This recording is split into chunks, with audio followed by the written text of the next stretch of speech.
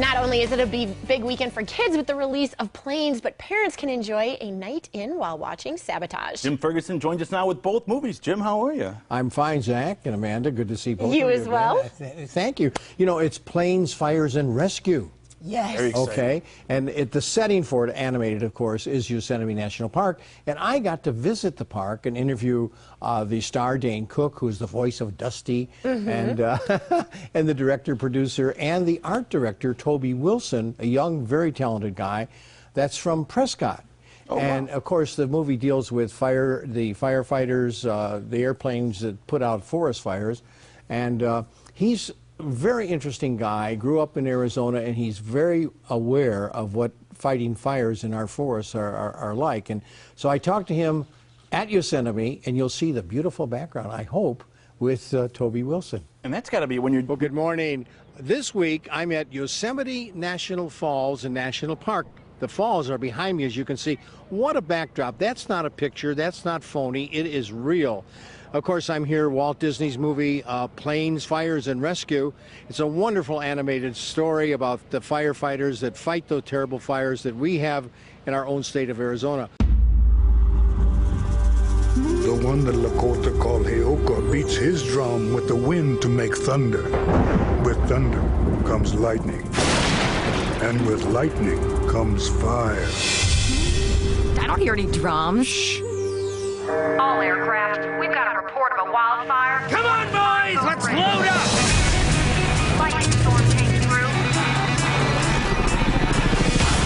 There she burns, fellas! Watch your altitude. Dusty crap hopper, the air is... Crap hopper! You're smaller than I thought, but that's okay. Thanks. We're back at Yosemite National Park for Disney's Planes, Fires, and Rescue. And with me now is a man that played a big role in the making of this movie, Toby Wilson, the art director. Toby, thanks for... It's good to meet you, Jim. Good to meet you, too. And welcome to Arizona, and you have a special interest in Arizona. I do, yeah. My parents are both from Arizona, and I have family still living in Phoenix and in Prescott. In Prescott and Yeah. Phoenix. Wow, unbelievable. Yeah. And you know, in that area, this movie will hit home to them because we have so Yes. many fires in that area. Yeah, well, and I mean, just the tragedy that we just had when we had in the Prescott area, yeah. you know, where 7 or 8 people I died. believe it was 10. 10. Yeah, but hopefully this film, when it comes out, you know, it tells their story. You know, these guys, these men and women, they put their lives on the line every day to help others and to protect environments just like this. Look. Let's load and go. We're headed straight into the fire. Brace yourselves. How's the park's wildlife population? Well, if you come to the party night, there'll be plenty of party animals. Hey, ha! Shut the hangar door. Awesome! It's like Mama's jalapeno chili. Spicy. Twice. So this is actually the second Planes. What'd you think of this one versus the first one? This one's better. You do think There's so? a lot more action. It's a little too long, but I'm going to review it on Friday, and I'll have Dane Cook, who's the voice of Dusty, the prop chopper, you know, racer. He's quite a character. But that was not a green screen, Zach. I was going to say, that background, amazing, Jim. Well, it was beautiful. Yeah, had a good time. Now, it's going to be a huge success at the box office, but there's a DVD coming out called Sabotage, and as you said, he's...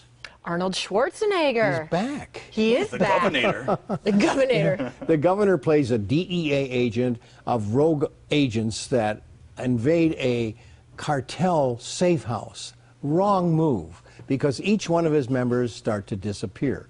But Arnold does a pretty good job in this, and you know, he looks good. I enjoyed my interview with him, and he talks about his action-adventure Sabotage. Here's Arnold. He's back. So good to see you again. We were just reflecting, going back to the first time in Tucson for a movie called The Villain. Exactly. The Villain. You remember that? I totally remember it because I played the handsome stranger. Yes. With Kirk Douglas. I mean, how many people have a chance to work with Kirk Douglas? I was very fortunate with Anne Margaret and Kirk Douglas. But that's when we did the first interview. I think you came to the set, if I'm not mistaken. You came to the studio. To the studio, that's right. That's yeah, right. Yeah, yeah, but it's congratulations on this one. It's so good to see you back again. Thank you. Thank you. You play John Breacher. He's the task force leader of a DEA elite team. Was it his job to recruit this team of 10? It was my job to recruit in the movie. In the movie, the team, but it was David Ayer's job to actually recruit the team for the movie. He did the casting. He did the casting, but exactly. in the movie, you recruited. In the movie, I recruited it, and and the whole job was based on trust and experience, and these were all really the best guys, and I was kind of their father figure, their leader.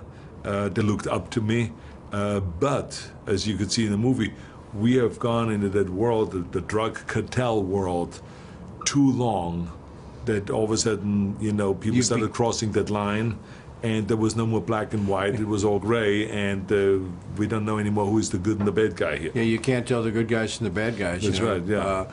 But David Ayers, of course, he's so thorough. You had training day and end of watch.